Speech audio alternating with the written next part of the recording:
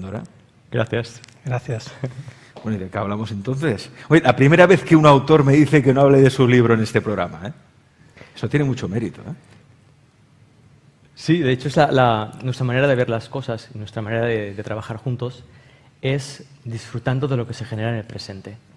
Cuando ya se ha generado, ya lo has disfrutado y se manifiesta en forma de libro, ya está. El resto va solo. Entonces, pues, cuando nos invitasteis a venir juntos, pues pensamos que sería súper bien compartir los tres, pero no a raíz o alrededor de las ideas del libro que ya están ahí. Ya están ahí. Bueno, de hecho, estáis aplicando lo que ya explicáis en el libro, ¿no? Que es la biología del presente, de vivir en el presente, vivir para no sobrevivir. Y cuando algo ya ha pasado, ¿no? Es una etapa, es un ciclo que se cierra, pues pasamos a lo que viene. Que seguramente ahora es un proceso en el que se está encontrando mucha gente, ¿no? Ha habido muchos cambios, está habiendo muchos cambios, y ahora es un momento en que muchas personas están eligiendo vivir en vez de sobrevivir, porque hasta ahora se han dedicado a sobrevivir, pero parece que todo esto que ha pasado les ha hecho estar en el presente más que nunca, ¿no? Porque muchos, incluso algunos, han quedado sin trabajo y no saben qué van a hacer el mes que viene, y eso te hace vivir, por desgracia, te hace vivir mucho en el presente. ¿Vivir o sobrevivir? Hombre, yo prefiero vivir, aunque a veces tengo comportamientos de supervivencia, de sobrevivir. Entonces, ¿cómo lo hago yo para pasar de sobrevivir a vivir? David. En realidad no hay una receta, o al menos como yo lo vivo, no hay una receta que sigas, como por ejemplo para hacer un gazpacho, que tritures una serie de ingredientes y al final lo obtengas, ¿no? Es más un poco lo que estamos haciendo aquí. Es una experiencia. El presente, al menos como yo lo vivo, o desde mi punto de vista, está completamente libre de miedo.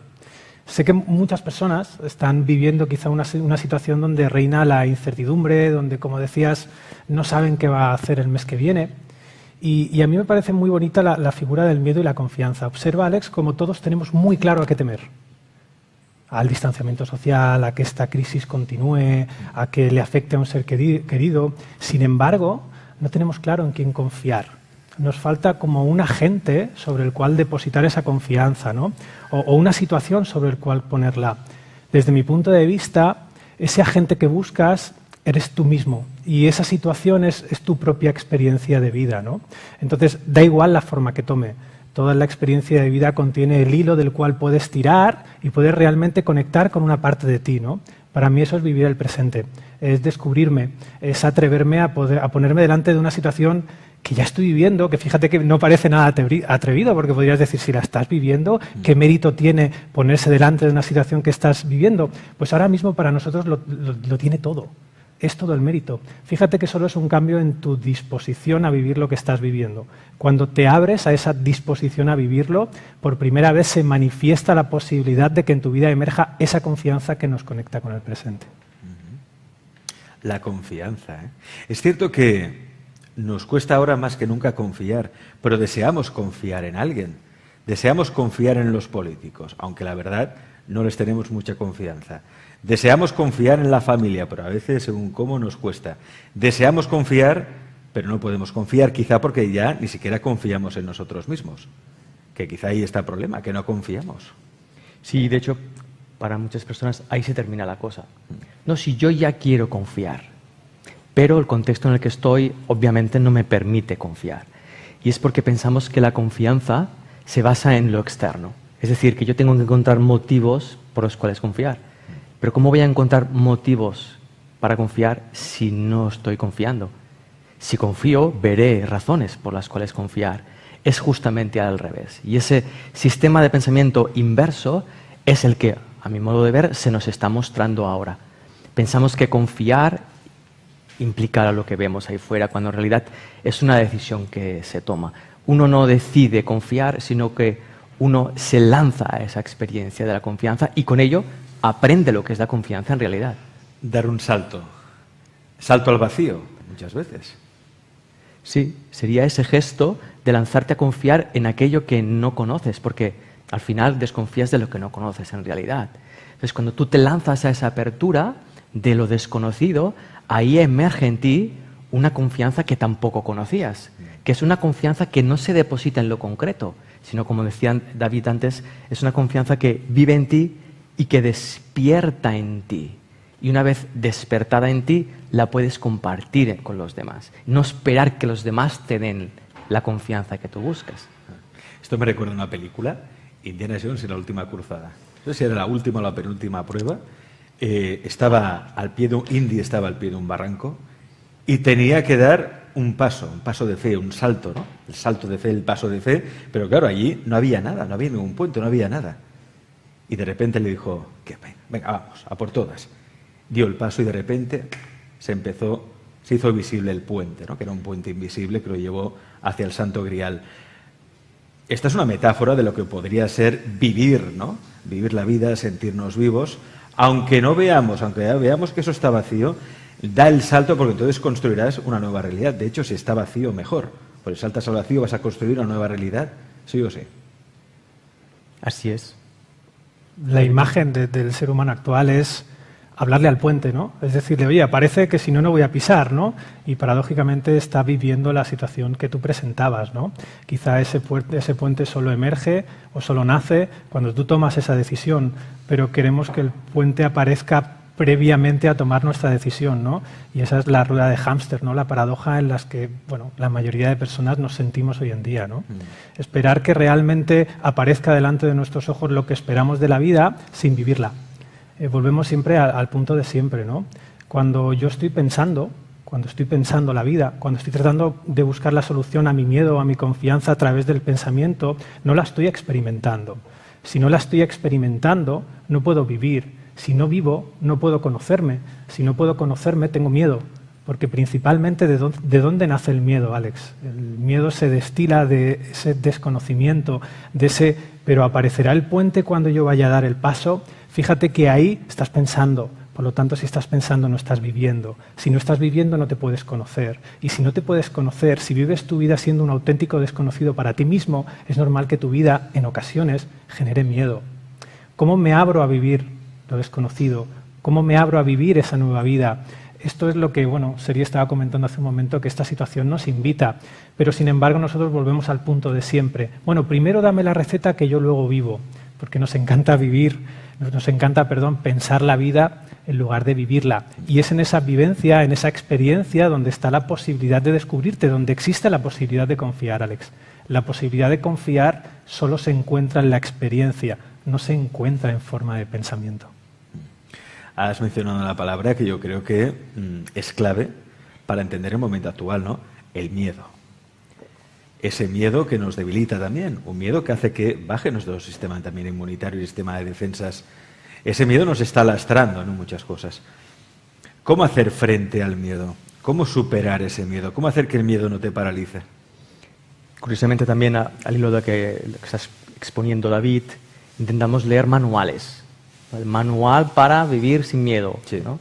O la técnica que me lleva, ¿no? Pero realmente, para mí es muy obvio, ¿no? Si yo quiero aprender a nadar, ¿qué hago? Me leo un libro, ¿cómo aprender a nadar? O me meto en el agua. Claro, si me meto en el agua... Me puedo ahogar. Me puedo ahogar, no sé nadar, ¿cómo me voy a meter en el agua? Tendré que aprender primero a nadar y luego me meteré en el agua. No tiene sentido, porque es un tipo de aprendizaje que es esencial, es un aprendizaje esencial. Sentir nuestras emociones, aprender de ellas, es un aprendizaje esencial. Entonces, ¿cómo aprendo a sentir el miedo? ¿Cómo aprendo a superarlo? Pues experimentando el miedo. Para eso está. Entonces, cuando me abro dentro de un contexto de miedo, puedo ver la textura del miedo, puedo ver cómo mi cuerpo se comporta en un estado de miedo, qué pensamientos emergen en mi conciencia cuando estoy sintiendo el miedo. Y al empezar a conocer esto, claro, conocimiento y miedo no van de la mano. Observación y miedo no van de la mano. Estoy revirtiendo un proceso mental basado en el miedo por otro basado en la conciencia o la presencia. La conciencia, la presencia. ¿Qué es la presencia? A ver, definamos un poco de presencia, porque dicen quien ha experimentado la presencia que es como si se pusiera en contacto con su parte divina, con algo que va mucho más allá de los sentidos, como si estuviera en contacto con una especie de conciencia global. Las personas que viven en presencia se dan cuenta de que forman parte de todo, de que todo es uno, ¿no? Se sienten uno, por ejemplo, pues, o con esta mesa, o con el árbol, o yo uno con Sergio, o yo uno con David. Claro, ¿qué es la presencia? David. Bueno, podemos responder a la pregunta de muchas formas, ¿no? Podemos responder de una manera intelectual, tratando de definir o de describir o de dibujar la experiencia de presencia, o la podemos vivir, ¿no? La podemos experimentar. Por ejemplo, para mí la presencia en este momento está siendo una cosa que no estoy comunicando, y es darme cuenta de un proceso paralelo ahora mismo que estoy viviendo con vosotros, ¿no? Estoy empezando a descubrir, o como mínimo a barajar la posibilidad de que estemos demonizando al miedo. El miedo parece el enemigo a vencer de esta sociedad, ¿no? Qué malo es el miedo, cuánto daña mi cuerpo, cómo inicia esta respuesta de lucha-huida, cómo me llena de glucocorticoides, cómo me llena de noradrenalina, el miedo, el miedo, el miedo. Y estaba pudiendo ver aquí con vosotros de que el miedo en sí mismo no tiene absolutamente nada de malo. Siempre que construimos una emoción, al lado de esa emoción hay una pequeña decisión que no vemos. Y es la decisión de abrirnos, de asumir la experiencia de esa emoción o de rechazarla. Es realmente esa pequeña variable que no vemos la que pone encima de la mesa el sufrimiento, es decir, el sufrimiento que acompaña a cada emoción. Y ese sufrimiento no lo vemos porque le damos la pertenencia a la emoción. Pero si lo miras desde este punto de presencia, que no es más que darte cuenta de una cosa o de pensar una cosa de la forma que nunca antes lo habías pensado, es como para mí se expresa la presencia, te das cuenta de que las emociones en sí mismas, hablemos de las emociones negativas, no son malas, no son tampoco tóxicas, sino que todas vienen acompañadas de una decisión, que es esa disposición mía a sentirla, y que si yo estoy indispuesto es donde aparece el sufrimiento. Por lo tanto, las emociones vienen de a dos. Y ahí se abre la posibilidad de poder experimentar, por ejemplo, Sergi, una sensación de tristeza con cero sufrimiento, porque estoy completamente dispuesto a sentirla. Una experiencia, por ejemplo, de miedo, con cero sufrimiento porque estoy completamente dispuesto a sentirla. Por lo tanto, estas emociones negativas perderían su negatividad. Poder permitirme la libertad de saltarme completamente tu pregunta y poder experimentar esto aquí es para lo que para mí es la presencia. Y no tiene nada que ver con hacer lo que te da la gana, sino con respetar lo que tu mente, lo que tu cuerpo te está ofreciendo, ¿no? De aprovechar esa sensación de pegarte un viaje y de coger, por ejemplo, una idea que habías tenido e ir muchísimo más allá de ella, ¿no? Es como este gesto de tender a infinito. Cualquier idea insignificante, en realidad, es una posibilidad para pegarte un viaje de presencia. La presencia no es algo que se escribe en un libro, no es algo que se fotografía, es una experiencia. Por lo tanto, no puede ser pensada, pero sí puede ser vivida. ¿Tú has vivido esa presencia? La acabo de vivir y la acabo de compartir con vosotros. Es que fíjate cómo si miramos a la presencia desde lo que debería ser o desde lo que podemos escribir, parece que la presencia sea algo que yo ahora mismo me vaya a poner de blanco y voy a salir volando. Pero sin embargo no tiene nada que ver con eso. La presencia es algo que todo el tiempo se está intentando manifestar a través de ti, a través de una forma creativa, a través de una nueva idea, y nosotros la menospreciamos creyendo o conceptualizándola, convirtiéndola en una idea. Cuando tú conviertes la presencia en una idea y deja de ser cotidiana, deja de ser vivible, al final no son más que conceptos, no son más que palabras vacías que repetimos y que no nos llevan a ningún lado. La presencia tiene la capacidad en silencio de llevarte a todas partes. Eso está muy bien porque, a ver, claro, en este programa nosotros entrevistamos a muchos autores de autoayuda, crecimiento personal, hablamos mucho de la ley de la atracción, por ejemplo, de creer es crear y claro, siempre solemos soltar una serie de frases que al final son vacías, porque al fin y al cabo aquí de lo que se trata es de experimentar y de vivir, ¿no? Claro, ¿tú puedes explicar qué es el presente? Sí, podemos explicar qué es el presente o la presencia, cómo vivir la presencia, pero hasta que no la vives, realmente hasta que no la experimentas, pues da igual, ¿no? Todo es vacío. Por lo tanto, cuando alguien me pregunta, ¿no? Dice, Alex, ¿cómo puedo dejar de sufrir? ¿Cómo puedo abandonar el miedo? ¿Cómo puedo desarrollar todo mi potencial? Claro, yo puedo decir, vive desde el presente. Pero claro, esa persona muchas veces se puede quedar igual. Y dice, sí, vivir desde el presente, ¿qué es vivir desde el presente? ¿Qué tengo que hacer? Tengo que meditar. Claro, buscamos enseguida los manuales. Porque tenemos una mente que está acostumbrada a viajar al futuro o pensar en el pasado, ¿no? Lo que pasó en el pasado, expectativas de lo que puede pasar en el futuro. Y ahí, realmente, ¿cómo puedo yo experimentar esa presencia en un mundo, además, que está lleno de móviles, lleno de distracciones, lleno también de ilusiones, de fantasías? ¿Cómo experimento ahí la presencia? Claro, eso, hay un aspecto de la presencia que es la simplicidad. Y es un aspecto que es muy desconocido para la mayoría de seres humanos, porque lo intentamos analizar todo, intentamos llevarnos a un lugar de una autoexpectativa, porque pienso que en la presencia no voy a sentir todas estas emociones, cuando la presencia puede ser simplemente hacer contacto con lo que tú estás sintiendo en este instante. Entonces, muchas personas, vamos a decirlo de esta manera, todo el mundo está en presencia en este instante. Lo que ocurre es que cuando miramos la forma que adopta esa presencia, como la juzgamos, la analizamos y la comparamos con lo que pensamos que debiera ser la presencia, porque la presencia debiera ser una experiencia estratosférica, pensamos, y ahí viene la clave, pensamos que lo que estamos experimentando no es presencia. Entonces empezamos a negar nuestra propia existencia en presente. Vamos a decir que estamos negando nuestra propia vida. Un ser cuando está viviendo negando su propia vida, es lógico que quiera salir de eso, porque estamos diseñados para vivir. No estamos diseñados para cuestionar la vida, estamos diseñados para vivirla. Entonces, cuando alguien pregunta o pide, ¿cómo puedo hacer para salir de esto?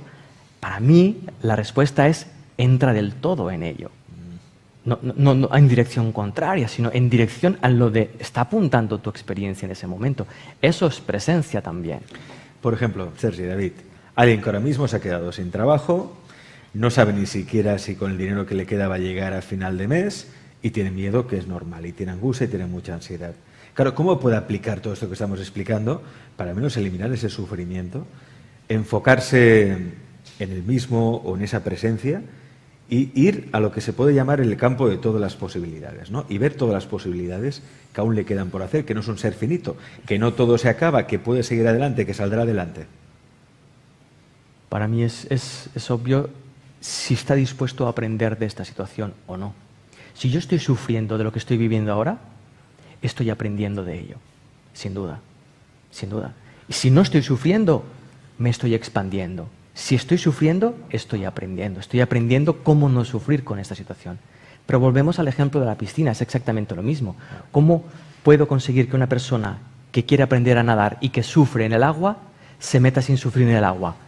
Tiene que meterse en el agua, tiene que hacer frente a ese sufrimiento, porque de nuevo el sufrimiento pasa a ser una experiencia presente. Y solo viviéndola y experimentándola puedes ir más allá de ella. Yo no conozco otra forma. Y en eso la vida es implacable. La vida es vida. Es esto. Y cada uno tiene su contexto, donde está aprendiendo que el contexto no es solo lo que yo percibo en él, no es solo lo que yo pienso de él, sino que hay una experiencia mucho más amplia que está ahí por ser descubierta. El problema también, mira, es cierto esto que dices, estaba pensando ahora, me ha venido la palabra anestesia, ¿no? Anestesia social o que buscamos anestesiarnos. Me venía ahora la estadística, una estadística que resulta que en este tiempo de pandemia se ha disparado la venta de alcohol, por ejemplo, en los supermercados, ¿no? Es un dato curioso que la gente está bebiendo más alcohol. ¿Por qué? Porque es una manera también de bajar la ansiedad, reducir la ansiedad, no sé si de escaparse o no, pero no nos gusta hacer frente al sufrimiento. O sea, no queremos hacer frente al sufrimiento, preferimos anestesiarnos, ya sea con alcohol o con pastillas o con lo que sea, incluso pues jugando con la pantallita y esto y lo otro. Pero también dicen que cuando uno está anestesiado es feliz también. No sé si habéis leído una novela, Aldous Huxley, Un mundo feliz. Es una novela excelente. Que habla precisamente de eso, de cómo una persona prefiere estar anestesiada y ser feliz que no hacer frente al sufrimiento, por ejemplo. Claro, es una opción, ¿no? Y todas las opciones son respetables. Lo es, Alex, pero observa como no solo las emociones negativas vienen acompañadas de esta variable que es sufrimiento, una felicidad también puede venir con una variable sufrimiento. Por lo tanto, la posibilidad de yo anestesiarme y ser feliz también te puede hacer sufrir. Estamos viendo de que el sufrimiento no es consecuencia de la emoción, sino de mi decisión para relacionarme con la emoción. Son cosas distintas.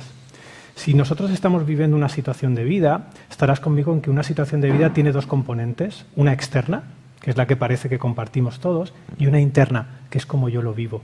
Es como yo me relaciono con las cosas que pienso y siento dentro de esa situación. Por lo tanto, para mí la situación tiene esas dos dimensiones, lo que está ocurriendo y lo que yo estoy sintiendo y pensando acerca de ella. La forma no es ni siquiera lo importante, Alex, lo que yo pienso o lo que yo siento, sino cómo yo me relaciono con lo que pienso y con lo que siento, porque es algo que no vemos. Cuando empezamos realmente a descubrir cómo funcionamos, empezamos realmente a entrar en un terreno que desconocemos, que paradójicamente somos nosotros mismos. Al empezar a arrojar luz en ese terreno desconocido que somos nosotros mismos, nosotros empezamos realmente a descubrir herramientas. Fíjate, no las leo, fíjate, no las encuentro en un vídeo, las descubro. Sí. Esa herramienta que tú descubres está hecha a imagen y semejanza de tu mano. La puedes empuñar, la puedes usar, es para ti. Piensas que te la han regalado, pero realmente la has creado tú. La has creado tú a partir de tu decisión. Por lo tanto, si yo estoy viviendo esta vida, yo puedo descubrir cómo funciona mi mente y mi organismo a través de esta vida, sin ni siquiera echar mano ni de la neurociencia, ni de la espiritualidad, ni de Sergi Torres, ni de David, ni de Alex. O sea, no, yo puedo descubrir, pero nos menospreciamos. Creemos que no podemos realmente descubrir las cosas por nosotros mismos, por eso nos convertimos en buscadores. Claro. Pero un buscador nunca encuentra. Por eso tenemos que ser un encontrador. Tu naturaleza, por ejemplo, tu cerebro, está completamente diseñado para sentir, está minuciosamente diseñado para sentir. No lo usamos para sentir, lo usamos precisamente para ver cómo yo puedo librarme de lo que estoy sintiendo, porque no me di cuenta de que este miedo o esta tristeza que estoy sintiendo viene acompañado de mi decisión, de mi indisposición. Cuando yo estoy indispuesto a sentir lo que estoy sintiendo, sufro. Y no veo la decisión. Pero no veo porque no miro. Y este es un punto en el que muchas veces hemos compartido, ¿no? Esa arrogancia de saber lo que está pasando, de saber lo que me está generando esta emoción. Imagínate por un momento que no lo sabes. Solo con esa imaginación se abre un mundo de posibilidades que puedes descubrir, pero empieza como siempre por ese reconocimiento de no sé. Imagínate que no sabes cuál es el origen de lo que estás sintiendo. Simplemente ese pensamiento te habilita a sentir. Y cuando vas a sentir, quizá puedes descubrir que ese sufrimiento y esa emoción, por ejemplo, de tristeza, se disocian. Y que el sufrimiento es opcional. Y que la emoción de tristeza se puede vivir, como dicen por ahí, por mi tierra, con patas y todo. Tú puedes entrar ahí. Pero el sufrimiento es completamente opcional. El sufrimiento a la hora de vivir lo que estás sintiendo y lo que estás viviendo es opcional. Por eso estamos todas las personas viviendo una situación de vida parecida, o podemos llegar a hacerlo y reaccionar de formas completamente diferentes. De hecho, esto que está diciendo David es importante en el sentido de que en ese aspecto del sufrimiento procede de la búsqueda, porque nosotros no estamos diseñados para buscar, estamos diseñados para encontrar. Fíjate que yo ahora me encuentro aquí, me encuentro contigo, me encuentro en un instante, me encuentro con estas emociones, me encuentro con este cuerpo. Toda mi experiencia humana está encontrándose. Entonces, para yo buscar, tengo que inventarme aquello que voy a buscar. Y tengo que inventármelo porque no lo estoy experimentando, no estoy siendo consciente. Imagínate que yo quiero buscar, no sé, un estado de felicidad ahora que no estoy experimentando ahora. Esa búsqueda está inventada, es una imaginación de lo que yo quiero experimentar y no está aquí. Eso genera un sufrimiento en este instante en el que yo no me estoy encontrando sufrimiento. Yo no tengo dinero, me estoy encontrando con que no tengo dinero. Pero si yo busco una situación mejor, ya estoy sufriendo de esta situación. Y ahí abro un paréntesis, insisto, cada uno tiene su contexto particular y sabe, y una cosa es el dolor y la intensidad, y la otra es el sufrimiento que nosotros añadimos. Pero estamos diseñados para encontrar, no para buscar. Pero nos acostumbran desde pequeñitos a buscar, ¿no? La educación, ¿no? Nos acostumbran a eso, a buscar, a buscar, a buscar. Porque nos centramos en la carencia, en aquello que no tenemos. Pues estoy todo el día buscando y al final no acabo encontrando. Y además, luego está lo que yo llamo la tiranía de la felicidad. Hay que ser feliz. Tenemos que ser felices. Y si no soy feliz o no me siento feliz, es que hay algo que no estoy haciendo bien. Venga, ya está. Más dolor, más sufrimiento. Venga, ya. Ya está bien. Ya está bien. Ahí sale la idea que expresaba David del autodesprecio. O sea, para enseñarnos a buscar algo mejor, tengo que despreciarte. Para yo decirte que tú tienes que aprender tengo que despreciar al Alex que tengo aquí enfrente. Y en base a ese desprecio queremos llegar a ser no sé qué cosa. No tiene sentido, de base, ¿no? Nunca estamos satisfechos, ¿eh? Es decir, siempre nos rechazamos, nos miramos al espejo, uy, que estoy gordito, uy, que tengo esta cana, me están saliendo canas y demás. Es decir, es la búsqueda siempre de lo que no tenemos. O sea, en vez de enamorarnos de lo que somos ya, de lo que tenemos, estamos buscando lo que no somos. Estás describiendo lo que es un comportamiento adictivo, ¿no? Quizá pues, estemos descubriendo aquí contigo hoy en directo que el ser humano es adicto a la sensación de felicidad. Y es súper curioso porque le damos a las emociones una función que no tiene, que no le corresponde. Fíjate cómo yo determino si he tenido un mal día. O sea, yo le doy significado a mi día a través de la emoción que estoy sintiendo. Cuando la emoción está diseñada para sentirla, no para definirme, no para definir si estoy pasando una mala época. Lo que yo estoy sintiendo no me dice nada de mí. Es una emoción que puedo sentir. Lo que yo estoy pensando ahora no me dice nada de mí, no me representa, no me define. Es solo una propuesta que mi cerebro hace. Cuando yo puedo empezar a ver la vida desde este punto de vista y empiezo a jugar con eso, experimento una cosa que algunos llaman liberación, otros llaman presencia, o sea, da igual el nombre, el concepto que le pongamos encima, porque esa libertad tiene la capacidad de soportarlo todo, ¿no? Entonces, cuando yo dejo de definirme a través de lo que estoy sintiendo, es cuando se abre la posibilidad de poder sentirme. Cuando yo estoy dándole significado a, no sé, esta etapa de mi vida en base a lo que estoy sintiendo ahora, estoy utilizando una emoción para una función que no fue diseñada. Tu cerebro está, y lo repito, Alex, minuciosamente diseñado para sentir. Sin embargo, intentamos, no sé por qué, darle otro uso en aras de esa búsqueda, de esa adicción a la sensación de bienestar, que realmente luego cuando la sentimos, como la vivimos a esa indisposición de que acabe, aparece el sufrimiento. Fíjate cómo vivo felicidad y mi indisposición a que se acabe está ahí, por lo tanto emerge el sufrimiento y nos encontramos en la paradoja de que puedo sufrir y ser feliz. Y nos quedamos completamente perdidos. Decimos, hostia, que esto no funciona como yo creía, en lugar de decir, hostia, que esto no funciona como yo creía, ¿no? Lo vemos como una derrota en lugar de como un descubrimiento, que es lo que es. Sentir la emoción, pero la emoción no nos define. No nos dice nada de nosotros. No dice nada. Obviamente forma parte de nosotros, obviamente está en nuestra decisión de poder sentirla o no, porque está ahí, pero no te define, no te dice qué tal presentador eres, esa sensación que estás teniendo. Lo único que te puede decir esa sensación en este momento es si lo que estás pensando es sutil o no.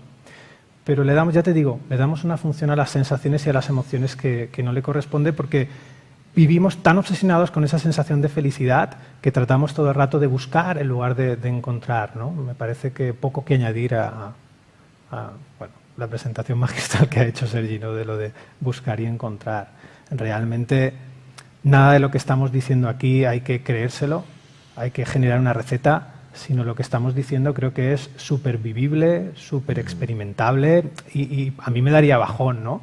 Si alguien realmente suma esto a su vida perdiéndose la oportunidad de vivirlo él, de ver cómo se manifiesta para él y de realmente tomar esa decisión de dejar de pensar la vida y comenzar a vivirla.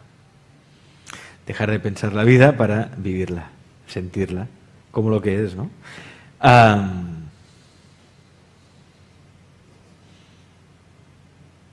Muy interesante esto que están diciendo David y Sergi, porque fijaos siempre que detrás de la frustración, seguramente a vosotros también, es que a todo el mundo le pasa esto.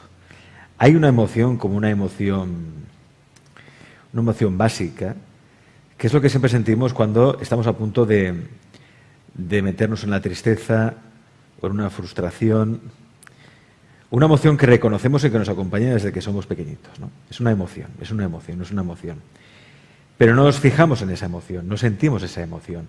Entonces permitimos que la emoción lleve nuestra vida. Entonces caemos en la tristeza o caemos en la rabia, caemos en la indignación, caemos siempre en echar la culpa a los demás, caemos en la obsesión de tener siempre la razón con relación al otro, caemos en múltiples discusiones en redes sociales simplemente porque yo quiero tener la razón y ya está. Pero ahí hay como una emoción siempre, es la emoción que empuja, esa emoción que empuja a ser infeliz, podríamos decir, o que nos saca del presente, nos saca de la presencia. Yo no sé si vosotros habéis sentido algo así. Yo es que a veces la reconozco, ¿no? Por eso cuando la reconozco me paro y digo, quieto, que vas a empezar aquí una guerra o un conflicto que no tiene ningún sentido. Y más, esto con las redes seguro que a todos os pasa que alguien hacéis un comentario o compartís un post, alguien os lleva a la contraria y ahí surge esa emoción. No sé si es ego, es que no sé cómo llamarlo, pero es una emoción que sabe siempre igual, es una emoción que te recuerda siempre lo mismo. O sea, tenemos que conectar con esa emoción primaria. No sé si me estoy explicando bien, o quizás se me está yendo la olla a mí también ahora mismo y me van a meter en un psiquiátrico, no lo sé. Pero hay como una emoción primaria ahí que tenemos que aprender a percibir o a sentir justo antes de tomar una acción que nos lleva seguramente a la infelicidad o a la búsqueda eterna y a la insatisfacción. Por lo del psiquiátrico no ningún problema. Vamos los tres, vamos los tres juntos. Tenemos un par de referencias y te van a tratar muy bien. Genial.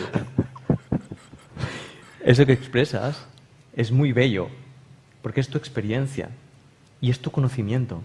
Nadie puede tocar eso. Nadie lo puede mejorar. Nadie te puede cuestionar. Es tu experiencia. Si tú basas tu atención en ello, ya no te peleas con el mundo. Ni tan siquiera te peleas con lo que estás sintiendo. Lo atiendes y te descubres. Ay, mira, hay una sensación que surge y me lleva a... Ahí dejas de ser esclavo de ese mecanismo. Ahí rompes una manera de relacionarte con tus emociones donde las desprecia o las enaltece. Ahí te relacionas como unidad. Eso es muy hermoso. No es de psiquiátrico. Es de estar vivo, es de ser un niño. ¿No? Es regresar a esa experimentación y esa dicha de descubrir, ¿no? Es muy hermoso. Sin identificarme con ello. Está ahí, hay como una emoción y está ahí y observarla y decir, ¿qué es esto? ¿No? Y me hago la pregunta, entonces, ¿esta emoción de dónde viene? ¿Qué es esto? ¿Esto viene de mi esencia real? ¿De ese Dios interno que dicen que todos tenemos? ¿De esa conexión con la conciencia global? Claro, esa pregunta de siempre, ¿qué somos? ¿No? Bajo mi punto de vista, todo el tema de los pensamientos y las emociones se resumen en tres pequeños grupos, ¿no? Uno de ellos son las pensaciones, que es lo que ocurre el 85% del tiempo, que es que mi cerebro me propone un pensamiento y yo siento algo proporcional a eso que estoy pensando, ¿no? Por ejemplo, el pensamiento, vaya castaña de respuesta. Eso genera en mi campo afectivo un movimiento, ¿no? Y siempre si lo observas, ese movimiento es proporcional a lo que estás pensando, tiene una coherencia. De ahí que siempre me guste llamarlo pensaciones, ¿no? Luego hay otro tipo de emociones que yo las llamo emociones enredadas. Y en origen son pensaciones, pero lo hemos vivido en un momento muy estresante con mucho shock y el pensamiento generador y la emoción que generan se disocia. Por lo tanto, queda aquí dentro como enredada una emoción que no se detona por un pensamiento, pero que yo estoy aquí tranquilo y de repente... Y tú miras que estás pensando y, vamos, electroencefalograma plano. Aquí no hay nada. Pero esa emoción está ahí, se puede sentir, ¿no? En origen, lo poco que he investigado, eran pensaciones que en una situación traumática por un exceso de cortisol se disociaron. Y luego está un tipo de pensamientos que son los pensamientos que están muy relacionados con la presencia que hablábamos antes, que son los pensamientos esenciales. Son pensamientos que parece que no los hayas pensado tú, sino que de repente, ¡pum!, aparecen en tu campo mental, ¿no? Esto es más escaso que la sonrisa de una suegra, me refiero, aparece el 3-5% del tiempo.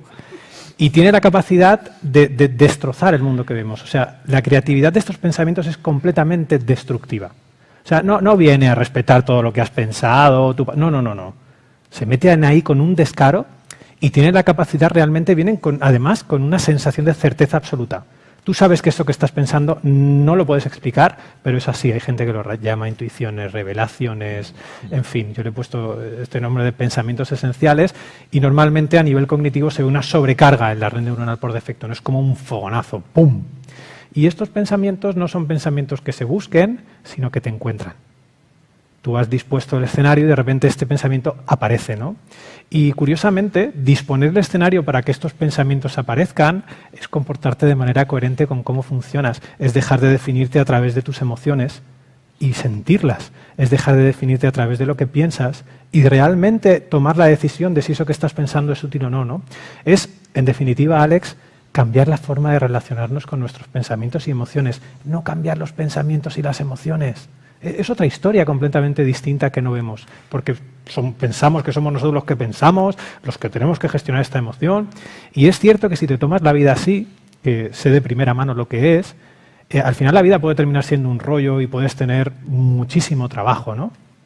Pero realmente si te fijas en ese punto tan sutil de cómo me relaciono yo con esto, hay un montón de cosas que no has probado, ¿no? Y espero que este programa sirva para invitar a los espectadores a probarse, a investigarse, a encontrarse. Por cierto, un saludo a todas las suegras que nos están viendo ahora mismo, cuya sonrisa nos ilumina siempre. Seguro que se les ha escapado una sonrisa con el chiste de David. Mira, humor. Oye, el humor yo creo que es lo mejor para conectarse con la presencia, ¿eh? Sí, además es curioso porque no solo sirve como conector, sino que también la presencia destila ese humor, sí. Porque te empiezas a reír de que estás sintiendo o de lo serio que te estás tomando algo que estás pensando, ¿no? Esa frescura de poder existir sin tomarlo tan serio, no tan grave todo. Es que nos tomamos muy en serio. Hombre, es que mi vida es muy seria, mi trabajo es muy serio, mis ilusiones, mis deseos son muy serios. ¿Por qué nos tomamos tan en serio? Es que yo no lo entiendo, nunca lo he entendido esto. Tomarse con tanta seriedad. Para mí es miedo, es miedo oculto. Hay un miedo ahí. El que no tiene miedo disfruta de la vida, disfruta de lo que siente. Lo vive de otra manera completamente distinta.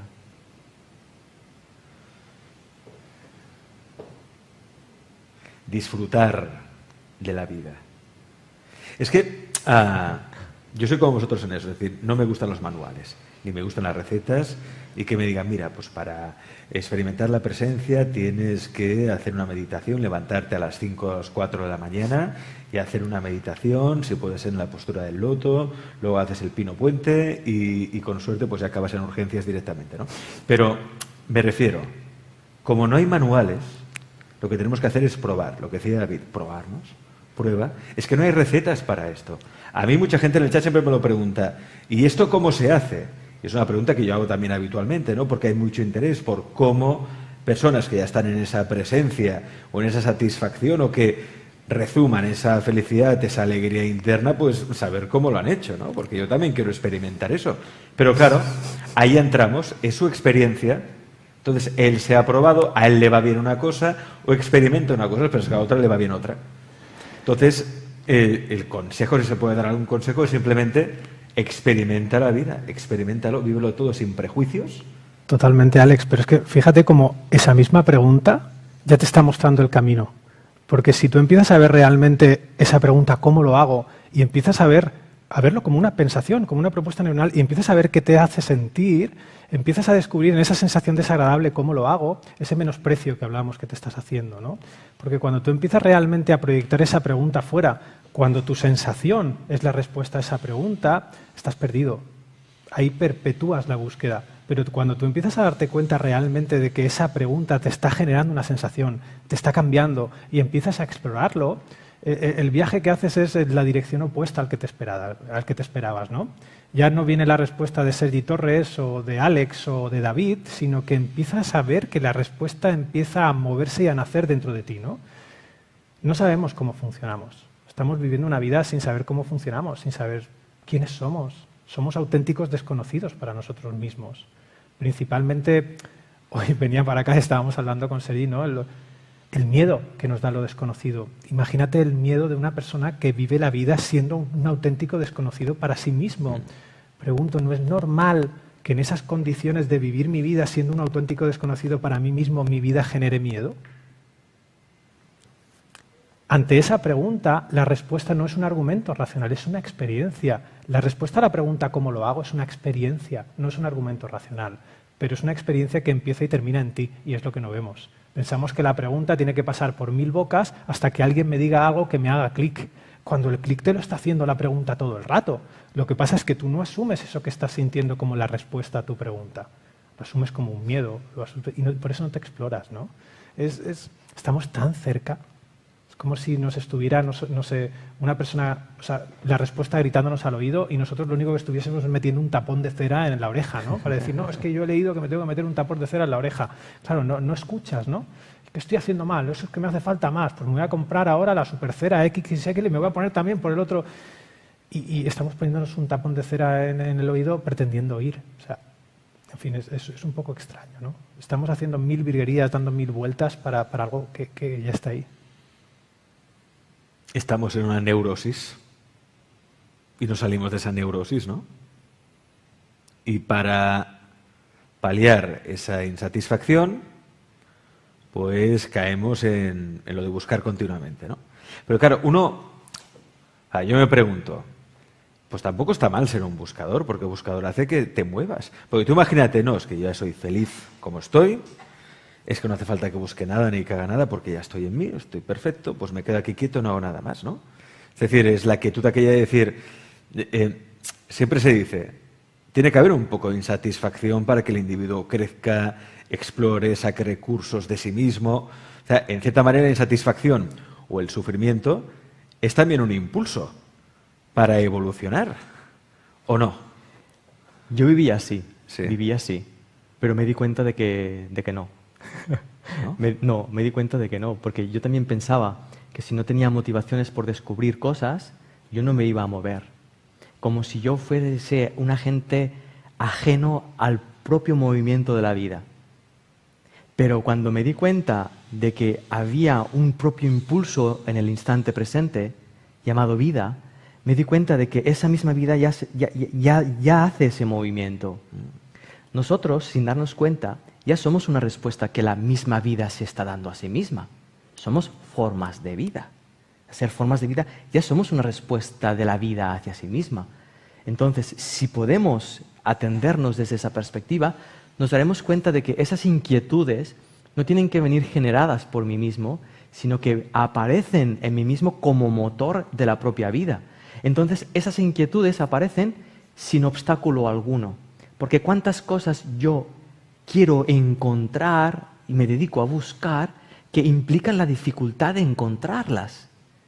¿Cuántas cosas? Porque eso que estoy buscando en realidad me lo estoy inventando porque no lo necesito ciertamente.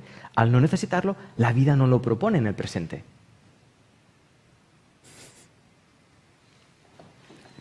En cierto modo, sí, Alex, sí.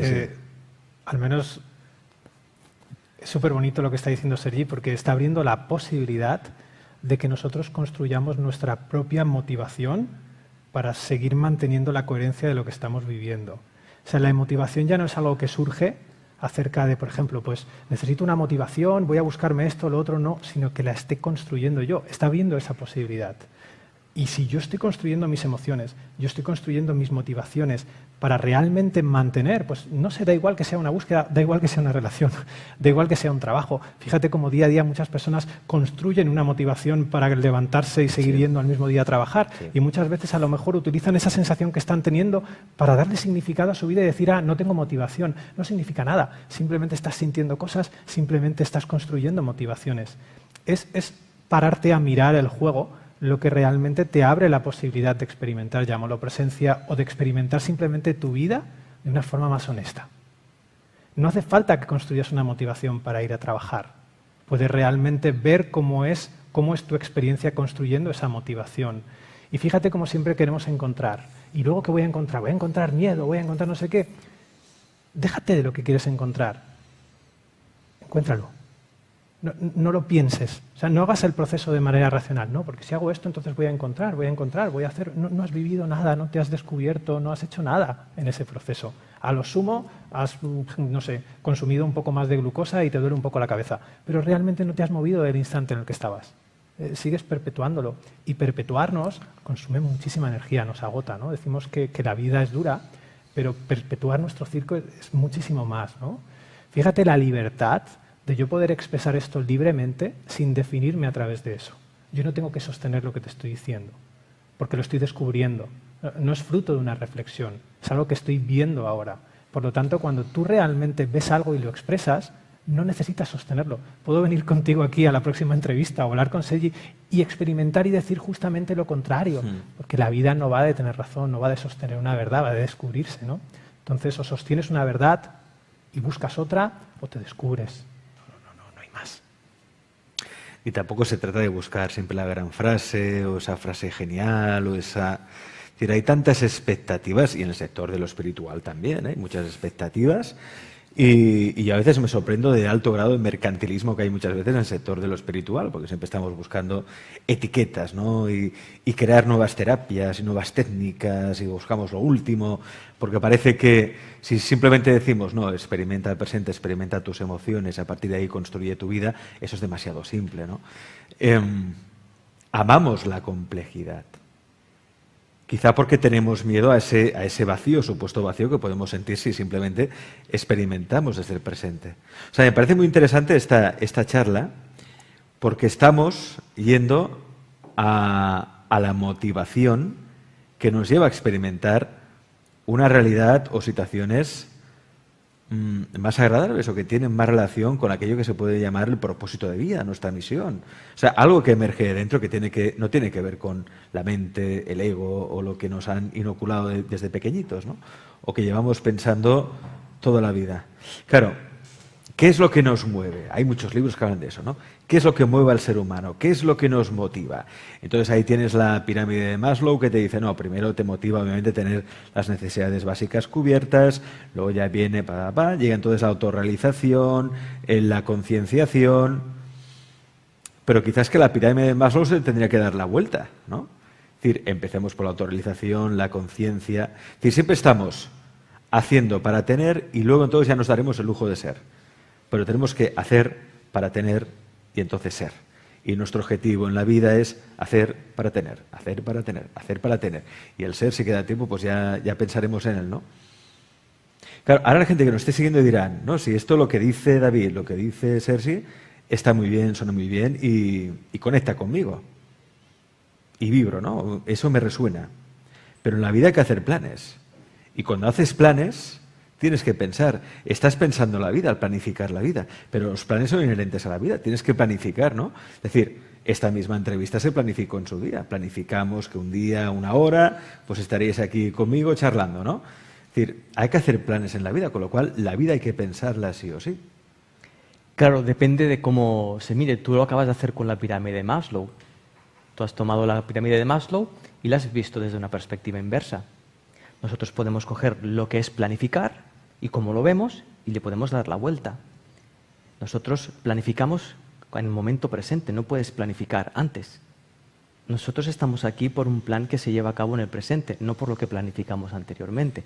Si yo voy a planificar lo que voy a vivir en agosto, tengo que planificarlo en el presente, no lo puedo planificar antes. Entonces yo estoy viendo que la planificación nace y muere en el presente. ¿Qué ocurre? Que como me siento vacío y pienso, como decía David, que ese vacío me define, entonces voy a buscar unas vacaciones planificadas en agosto. Entonces ya no estoy planificando en el presente. Estoy generando una expectativa presente porque me siento vacío presente, la estoy lanzando en agosto cuando me vaya de vacaciones. Ahí es donde la pirámide de Maslow se ve desde una forma o desde otra forma.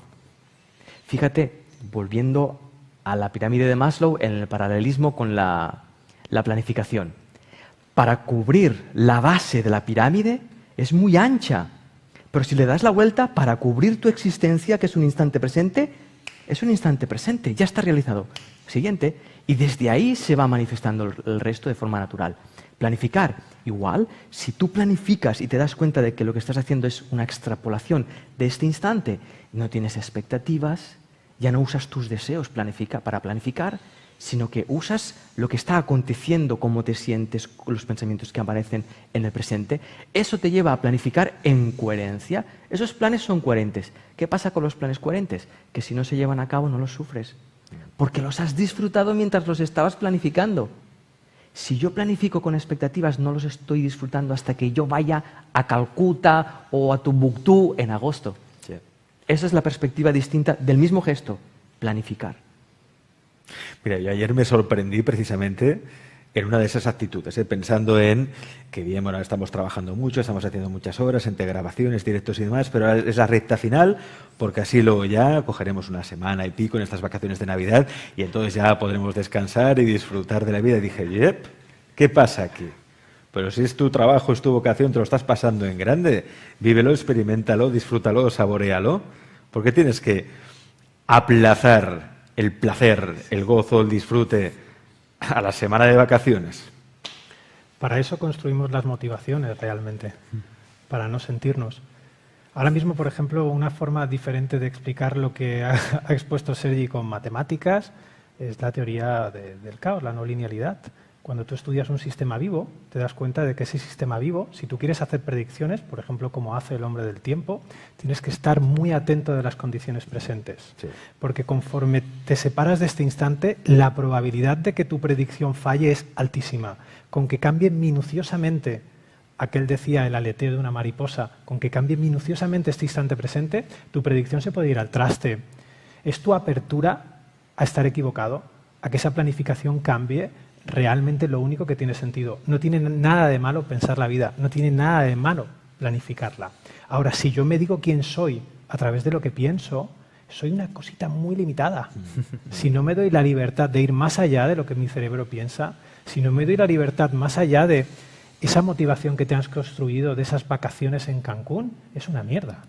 A lo mejor hay una motivación muchísimo más grande, pero estamos todo el tiempo entretenidos construyéndonos motivaciones para que la vida sea algo pequeñito, ¿no? Ahí cuando te creas esa motivación, de repente solo puedes aspirar a 15 días en Cancún. ¿Por qué no puede ser una cosa maravillosa, ¿no? Mucho más increíble. Estamos todo el tiempo limitando a la vida cuando formamos parte de este proceso inteligente autodirigido que llamabas vida y que quiere hacernos mucho más increíbles. Pero como nosotros queremos pensarnos y queremos sustituir esa incredibilidad por un pensamiento, al final tenemos la sensación de que no es tan increíble y nos construimos motivaciones, ¿no? Es este círculo. Pero al final la clave es presente cercano. Y yo puedo planificar, pero siendo consciente de cómo es la naturaleza de la vida, de que un cambio pequeñito en mi momento presente puede hacer que ese plan de futuro cambie radicalmente. Mi apertura a ese cambio radical es proporcional a mi sufrimiento. De hecho, las Navidades actuales las sufriremos o las disfrutaremos en función de si soltamos la idea de lo que esperábamos que fuesen estas Navidades. Porque si esperábamos repetir y perpetuar las cenas, las comidas anteriores, pues no vamos a disfrutar mucho de las Navidades. Pero si nos abrimos a investigar cómo son estas Navidades, ostras, a saber qué descubrimos. A ver si descubrimos que esos encuentros no eran tan... ¿Puntos suspensivos? Bueno, de hecho, hay muchas personas que ahora mismo están celebrando precisamente las medidas de estas medidas restrictivas de Navidad para no tener que ir a reuniones familiares. Ahí están la suegra, los cuñados. Total, todo riéndose. Es muy bonito lo que planteáis porque hay una conexión, ¿no? Vemos que tenemos todos una imagen feliz de Navidad.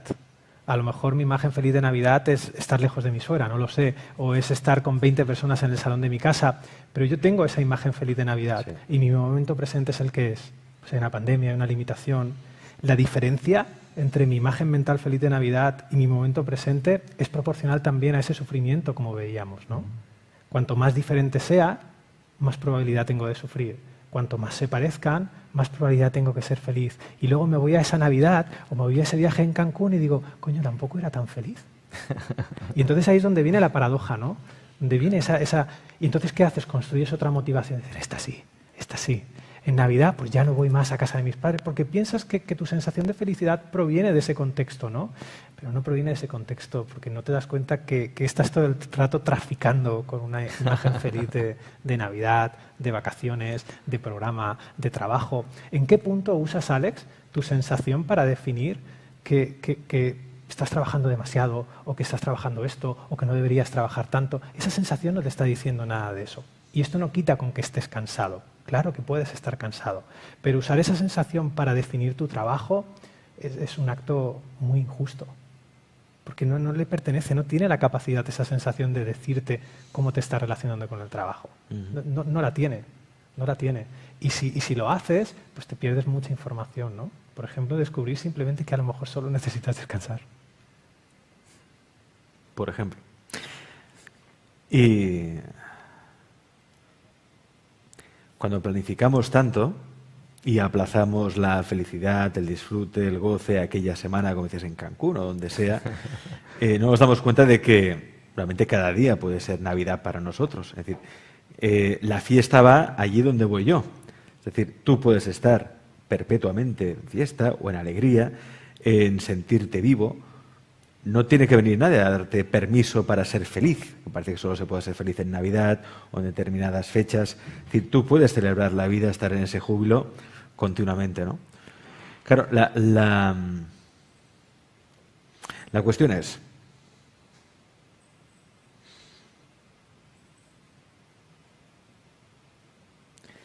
¿cómo hallar esa presencia cuando nadie nos ha habituado a vivirla o experimentarla? O sea, no os enseñan, en el colegio no nos han enseñado a experimentar la presencia, a estar en esa presencia.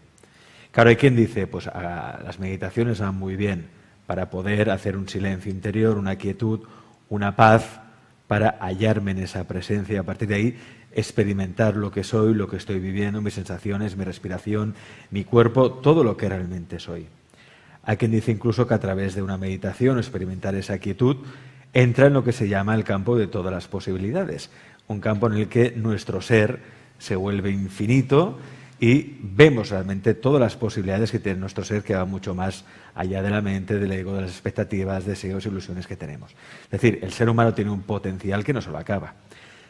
Pero para eso tiene que estar conectado de alguna manera al campo de todas las posibilidades. De esto se ha hablado mucho, el campo unificado, el campo de todas las posibilidades. Hay muchos autores que han hablado de ello y de cómo realmente en ese campo de todas las posibilidades tú puedes crear una nueva realidad o puedes crear una nueva vida o de repente puedes buscar soluciones o te ocurren soluciones a problemas que tienen en las que ni habías pensado porque siempre has aplicado un pensamiento lineal y no es así, ¿no? Claro, ¿cómo ponerse en contacto con ese campo de todas las posibilidades para que emerja ese ser auténtico, ese ser poderoso, todo el potencial que tenemos, para no quedarnos pequeñitos, sino amplitud? Yo no sé la respuesta a la pregunta, pero sí sé que si yo estoy dentro de un campo de posibilidades, yo tengo que ser una.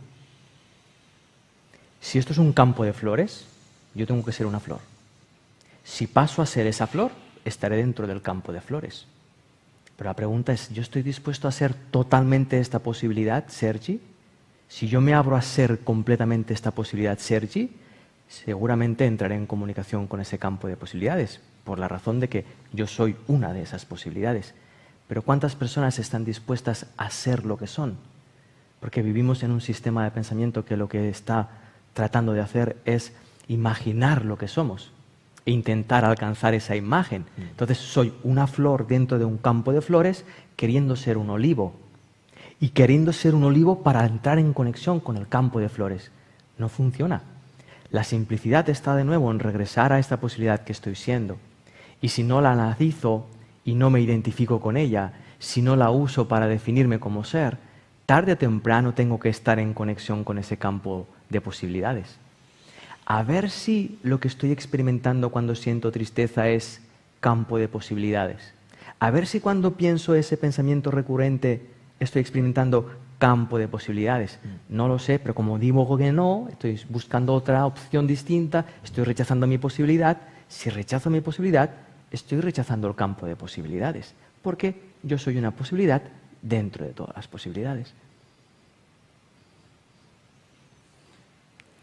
Fascina la posibilidad de poder tener una idea y que la respuesta a esa idea no sea otra idea, ¿sabes? Yo puedo ser una posibilidad más dentro del campo de posibilidades. Esa pregunta te conecta a la experiencia, no te conecta a otra idea.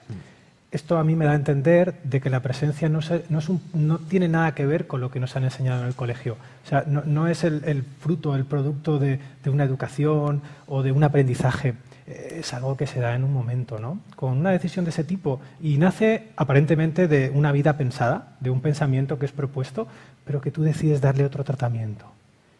Voy a experimentar en mí mismo a ver qué significa esto que estoy pensando para mí.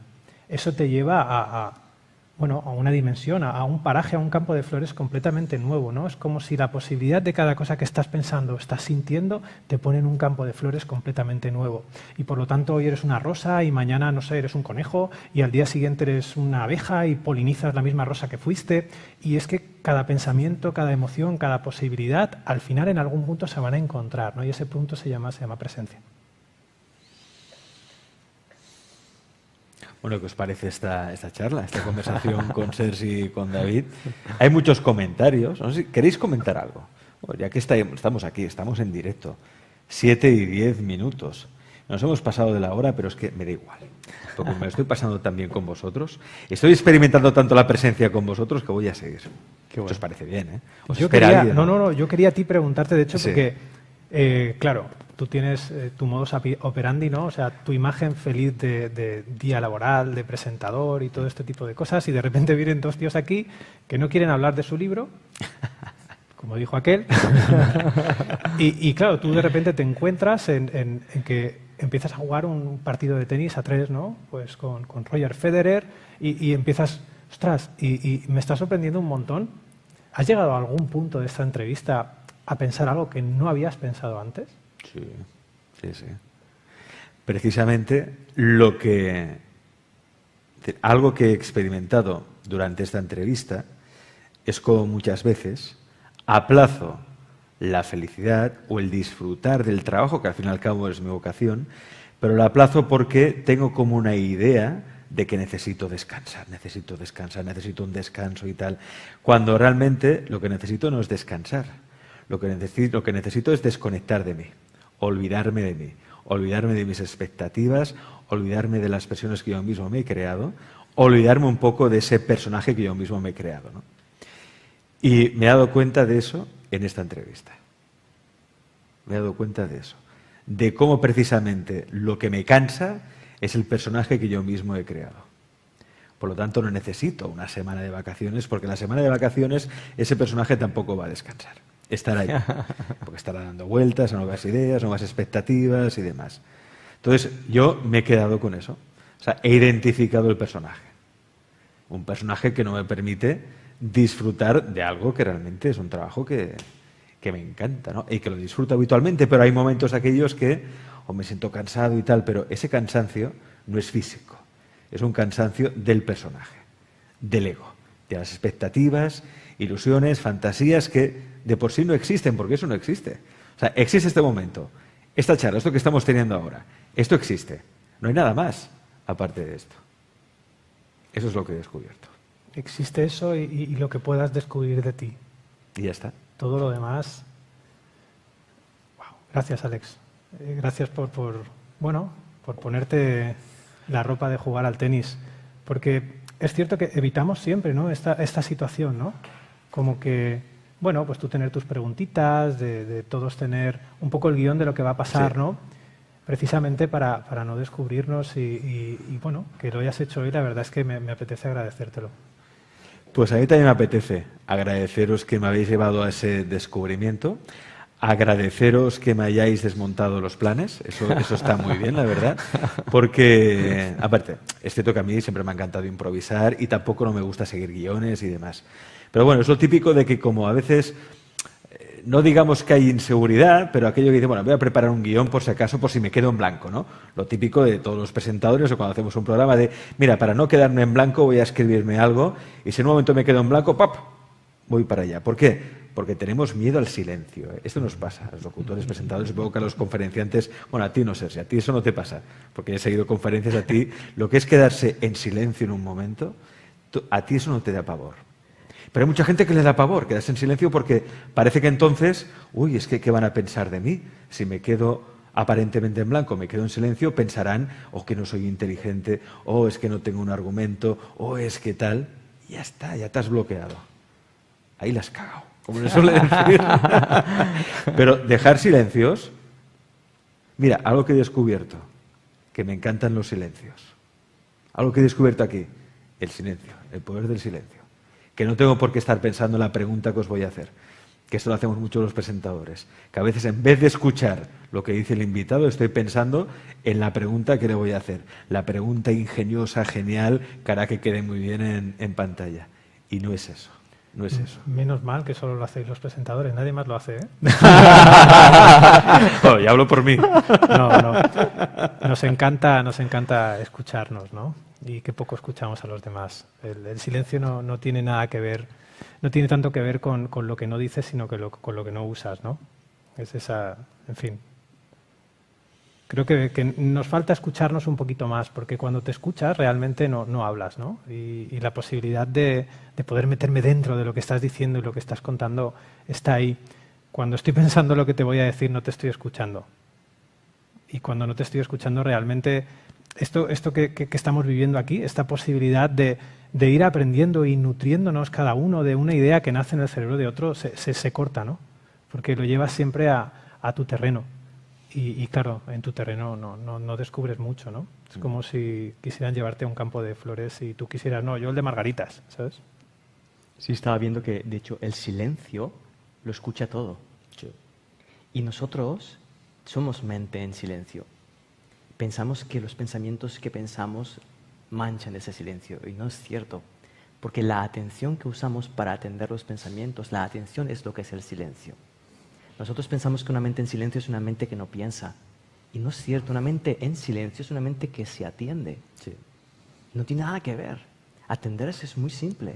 Es muy simple. Sergi, David, os agradezco muchísimo que hayáis